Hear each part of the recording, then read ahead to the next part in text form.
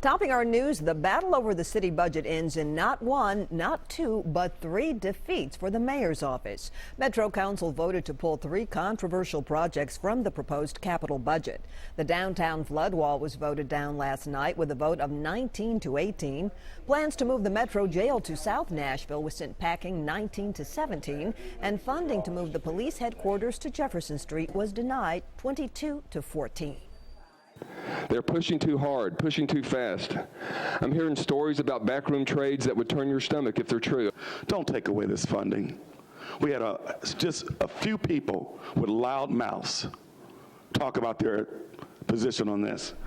There was quite a bit of public outcry on all three of these controversial issues leading up to last night's votes. Mayor Carl Dean and Sheriff Darren Hall both released lengthy statements about the council's decision. You can read them on our website, newschannel5.com.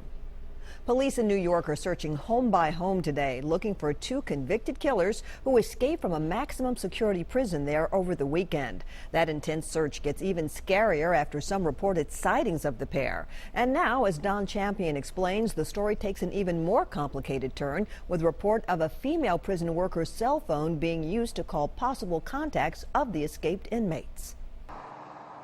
New York State Police are retracing their steps with weapons ready, searching homes door to door in the small town of Dannemora, where the Clinton Correctional Facility is located. David Sweat and Richard Matt escaped from the maximum security prison over the weekend, and so far, a massive manhunt has turned up empty. These are two extremely dangerous men, and I go to bed with my doors locked, which I never used to. Many people in this area own seasonal homes. Investigators are asking them to inspect their property very carefully on arrival, looking for any signs of trespassers. If they are cornered and they're desperate, they're going to go into someone's house and someone's going to get hurt. The fugitives used power tools to cut through cell walls and a steam pipe.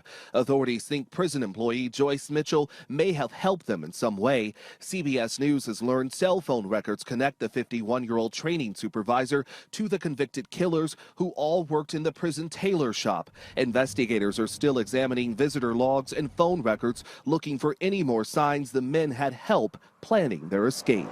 Don Champion, CBS News, Dannemora, New York. Back here, we already got our first look at the fans loving some early morning live music with the unofficial kickoff to CMA Fest. But that's not the only music event taking over Middle Tennessee. Gates open tomorrow night at the Bonnaroo Music and Arts Festival.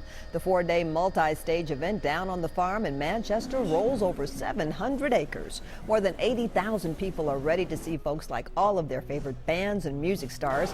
Our Jonquil Newland is making her way there right now, and she'll have a look at how the Bonnaroonies are gearing up, starting right here on the news at 4. This year, there are big changes at Bonnaroo. Anyone arrested will no longer be able to pay their way out of a personal appearance in court. In years past, folks with minor citations were allowed to pay an increased fine instead of showing up for court, but not anymore.